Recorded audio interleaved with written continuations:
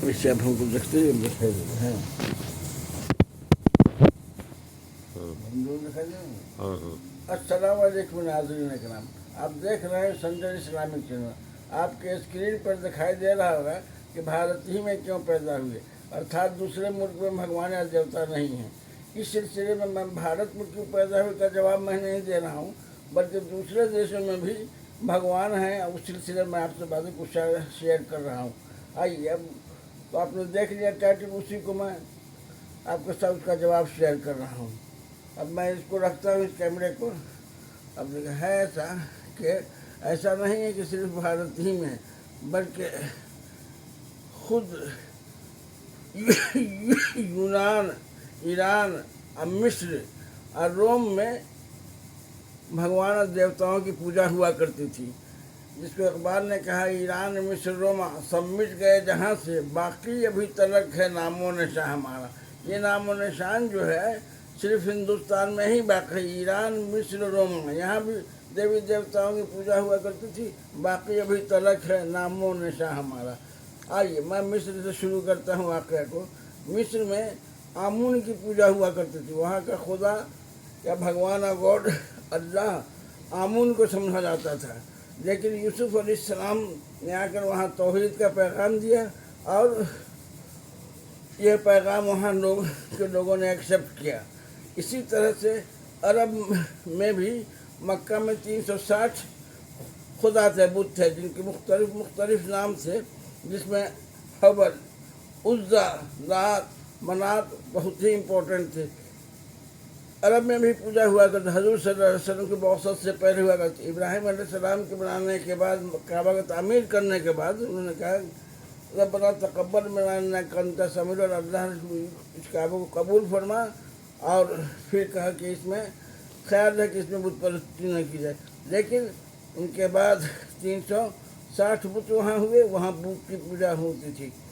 खुद ईरान में आतिश खुदा दस्त को माना जाता था, आतिश परस्ती हुआ करती थी। रोम में अपोलो, सिकंदर के ज़माना बेनहर, हुल और हरकुलस नाम के देवता हुए। ऐसा नहीं है कि सिर्फ हिंदुस्तान में ही देवी देवता थे। ये सारे जो देवी देवता है, मैंने कुछ का मिस्र का बताया, कुछ रोम का बताया और कुछ ईरान का बताया। ये पूजा शुरू से होती रही, श्रद्धालुओं की कमी नहीं है, हर जगह होती रही, और जब तक सूरज चांद रहेगा हिंदुस्तान में सिलसिला कायम रहेगा। इसलिए कि अखबार ने कहा है ईरान, मिस्र, रोमा सब मिट गए जहाँ से, बाकी अभी तलक है नामो निशान। यही वो नामो निशान जो है हिंदुस्तान में बाकी और अभी तक रहेगा। जैसा हम उम्मीद करते हैं कि चांद सूरज जब तक रहेगा, अल्लाह जब हिदायत देगा और प्रकाश मिलेगा, सूरज का प्रकाश, उसी तरह से प्रकाश के बाद सारी चीज़ें एक हो जाए। ज़रूरत है पंडित, मौलाना और साधु संत, ऋषि मुनि और शास्त्रियों को एक जगह मिल करके हेड ज्वाइन करने की। इसलिए ऑलरेडी जो तसव्वुर इस्लाम में मौजूद है गुनाह और सवाब का, भारत में भी तसव्वुर मौजूद है पाप और पुण्य का। नर का स्वर्ग का तसव्वुर हिंदुस्तान में भी मौजूद है, हिंदुओं के बीच में भी मौजूद है, और जहन्नम और दोज़ख का और जन्नत का तसव्वुर इस्लाम में भी मौजूद है। यहाँ इतना ही नहीं, बल्कि दूसरे जन्म से भी खौफ का तस्वुर यहाँ मौजूद हिंदुओं के दिल में है, ये हमारे भाइयों के दिल में लिए हुआ है। हमारे पास भी बढ़ने के बाद वाले जन्म में खौफ है कि हमको पाप लगेगा, और यहाँ भी है कि भाई हम पिछले जन्म का भोग रहे हैं और इसको सही ढंग से काम करें तो हम अगले होने वाले जन्म में दंड के भागी नहीं होंगे। दोनों जगह अगले जन्म का तस्वुर है। थोड़ा सा जो डिफरेंस है उसी को बैलेंस करना है। मुनि और शास्त्रीय स्कॉलर और उलमाए इकराम को मिल करके, इसलिए डिफरेंस भी बहुत जल्द ख़त्म हो जाएगा। देखिए, अष्टादश पुराण व्यासद्वे परोपकाराय पुण्याय पापाय परपीड़न, यहाँ भी वही तस्वुर मौजूद है। अगर दूसरे की ज़रा सा भी इर्दा रसानी होती है तो हम गुनहगार होते हैं। पड़ोसियों का हक़ है, मेहमान का हक़ है। अतिथि देवो भव, ये हिंदुस्तान की सबसे प्रचलित वाली चीज़, मेहमान की इतनी खातिर करते हैं कि अतिथि देवो भव। वहाँ मेहमान की भी मुसलमानों के दरमियान में बड़ी इज्जत और एहतराम है, पड़ोसी की भी इज्जत और एहतराम है। बस थोड़ा सा का फ़र्क है। अब हिंदुस्तान में ही क्यों है, इसका जवाब मैं नहीं दे रहा, बल्कि सारी दुनिया में पहले से ईरान, मिस्र, रोमा में मुख्तलिफ नाम से, मिस्र में आमून करके थे, जुरस्तर करके ईरान में थे, रोम में अपोलो, हरकुलस करके थे, सिकंदर खुद जुपिटर की पूजा करता था, जो दिखाया गया जुपिटर की पूजा करता था, यानी मुश्तरिक यानी बृहस्पति की पूजा करता था। हर ज़माने में माने खौफ खुदा था।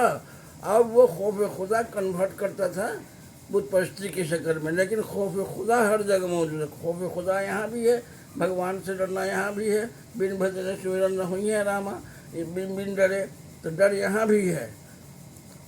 इस्लाम में भी उलमा इकराम की इज्जत है कि उलमा को समझा करो। नेक्स्ट गुड है वो नायब पैगम्बर है, यहाँ भी है। वो बढ़िया गुरु गोविंद दोनों खड़े, किसको लागू पाए, बलिहारिए जाइए गुरु को, जो गोविंदो दियो बताओ।